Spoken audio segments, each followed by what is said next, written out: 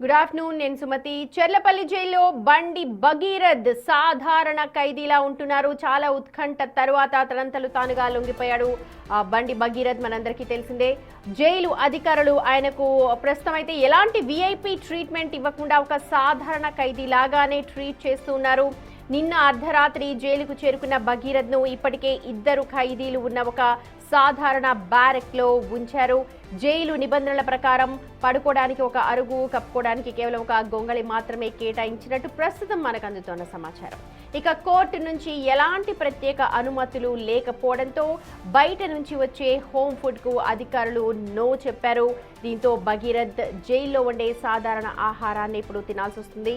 ప్రస్తుత లేదా మాజీ ప్రజాప్రతినిధులకు మాత్రమే కోర్టు అనుమతితో ప్రత్యేక క్లాస్ సదుపాయాలు ఉంటాయని, భగీరథ్కు అలాంటి రూల్స్ ఏవి కూడా వర్తించవు అని జైలు అధికారులు స్పష్టం చేస్తూ ఉన్నారు. ఒకవేళ ఆయనకు ఏవైనా అనారోగ్య సమస్యలు కనుక ఉంటే డాక్టర్స్ మెడికల్ రిపోర్ట్స్ ఇస్తే ప్రత్యేక బెడ్ కేటాయించే అవకాశాన్ని అప్పుడు జైలు సూపరింటెండెంట్ పరిశీలించే అవకాశం ఉంది అని తెలుస్తోంది.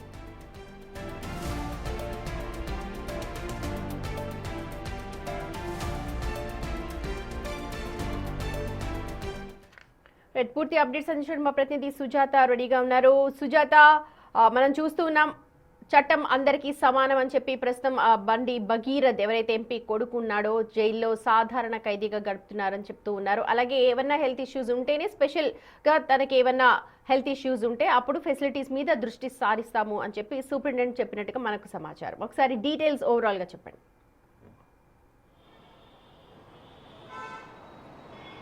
సుమతి, చట్టం ఎవరికి చుట్టం కాదు అనేది మరొకసారి తెలంగాణ రాష్ట్ర ప్రభుత్వం నిరూపించిందనే చెప్పుకోవచ్చు. బండి భగీరథ్ కేసులో 9 రోజుల నాటకీయ పరిణామం తర్వాత నిన్న పోలీసులు అదుపులోకి తీసుకొని మెజిస్ట్రేటు ముందు హాజరుపరిచిన తర్వాత చెర్లపల్లి జైలుకి తరలించారు. నిన్న రాత్రి నుంచి బండి భగీరథ్ అంటే జైల్లో ఏ ఖైదీ అయినా సరే సాధారణ జీవితం గడపాల్సిందే అని చెప్పేసి చాలా వరకు సూపరింటెండెంట్లు కావచ్చు, జైలు అధికారులు చెప్తూ ఉంటారు. బండి భగీరథ్ విషయంలో కూడా అదే నెరవేరింది. బండి భగీరథ్ని నిన్న సాయంత్రము చెర్లపల్లి జైలుకి పంపించిన తదనంతరం కూడా తను ఒక సాధారణ ఖైదీ బార్కెట్లో ఏ విధంగా ఉంటారో బారెక్లో అదే విధంగా బండి భగీరథ్ కూడా ఉన్నాడు. ఇద్దరి సాధారణ ఖైదీల మధ్య బండి భగీరథ్ని రాత్రంతా ఉంచారు. సో సాధారణంగా ఖైదీలకి ఎలాంటి ఫెసిలిటీస్ ఉంటాయో అలాంటి ఫెసిలిటీసే బండి భగీరథ్కి ఇచ్చారు. ఈరోజు ఆదివారం కావడము, అటు జైల్ సిస్టమ్ ప్రకారము ప్రతి నెల మొదటి ఆదివారం 175 గ్రాముల మటన్ని ఒక్కొక్క పర్సన్కి ఇస్తారు. మిగతా ఆదివారాలు 175 గ్రాముల చికెన్ని మధ్యాహ్న భోజనంలో ఇస్తారు. అదే ఫుడ్ని ఈరోజు బండి భగీరథ్కి ఇచ్చారు. ఉదయము గోధుమ రవ్వ ఉప్మా చట్నీ ఇచ్చారు. మధ్యాహ్నము చికెను పప్పుతో పాటు పెరుగుని ఫుడ్లో మెనుగా ఇచ్చారు. కానీ బండి భగీరథ్ ఉదయం బ్రేక్ఫాస్ట్ చేయలేదు అని చెప్పేసి అటు కొంత అందుతున్నటువంటి సమాచారం. ఎందుకంటే ఇప్పటి వరకు తను ఒక కేంద్ర మంత్రి కొడుకుగా ఉన్నాడు. కొంత లైఫ్ స్టైల్ అంతా కూడా డిఫరెంట్గా ఉంటుంది. ఒక్కసారిగా జైలు జీవితానికి వెళ్ళేసరికి బయట ఉన్నటువంటి వాళ్ళంతా రిచ్ పీపుల్స్కి, బిజినెస్ పర్సన్స్కి, లేదంటే రాజకీయ ఇన్ఫ్లుయెన్స్ ఉన్నటువంటి పిల్లలకి కొంత ఫెసిలిటీస్ జైల్లో ఉంటాయేమని చెప్తున్నారు. కానీ జైలు సూపరింటెండెంట్లు మాత్రం అలాంటి ఫెసిలిటీస్ ఏమీ ఉండవు. చట్టం ముందు ఎవరైనా ఒకటే, జైల్లో కూడా ప్రత్యేకించి వెసులుబాటు ఉండేది.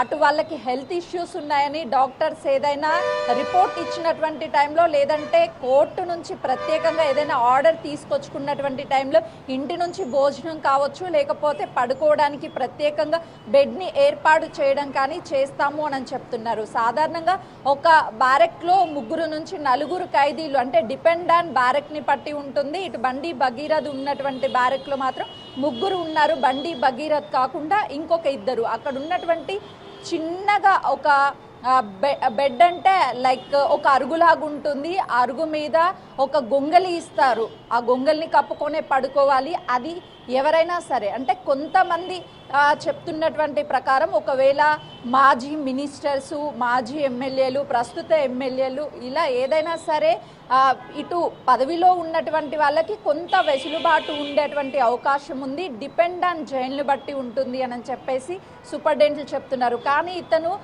కేంద్ర మంత్రి కొడుకు మాత్రమే కాబట్టి ప్రత్యేకించి ఎలాంటి ఏర్పాట్లు లేవు.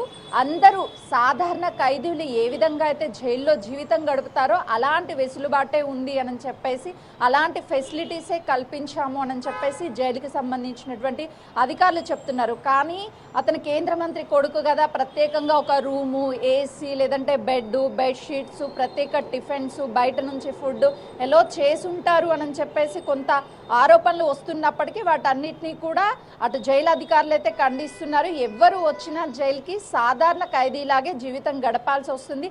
అది ఎంత ఇన్ఫ్లుయెన్స్ పర్సన్స్ వచ్చినా, ఎవరు వచ్చినా కోర్టు ఇచ్చినటువంటి తీర్పు మీద ఆధారపడి ఉంటుంది. వాళ్ళు కోర్టుని ఆశ్రయించి ఒకవేళ వాళ్ళకి బెడ్ ఫెసిలిటీ, హెల్త్ ఇష్యూ ఉంది, బెడ్ ఫెసిలిటీ కల్పించాలి, హోమ్ ఫుడ్ని హెల్త్ కారణంగా కల్పించాలి అని ఇటు నుంచి కోర్టు నుంచి ఏమైనా ఆర్డర్స్ తీసుకున్నటువంటి సమయంలోనే ఇలాంటి ఫెసిలిటీస్ ఉంటాయని చెప్పేసి జైలు అధికారులు చెప్తున్నారు. అటు కోర్టు ఇచ్చేటువంటి తీర్పులు చాలా వరకు పాత కేసెస్ చూస్తే మంత్రులు లేదు అనంటే మాజీ మంత్రుల పిల్లలు, ఎమ్మెల్యే మాజీ పిల్లలు ఇలా ఎవరైనా జైలుకు వెళ్ళినటువంటి సమయాల్లో కూడా వాళ్ళకి ప్రత్యేకంగా ఎలాంటి వెసులుబాటు అనేది కోర్టులు కనిపించదు. కానీ వాళ్ళు మాజీ మంత్రులు, ఎమ్మెల్యేలు ఒకవేళ జైలు జీవితం అయితే వెళ్తే మాత్రం అలాంటి సమయంలో సిచ్యువేషన్ బట్టి వాళ్ళకి ఫెసిలిటీస్ ఉంటాయని చెప్తున్నారు. Sumathi. Right Sujatha, thank you.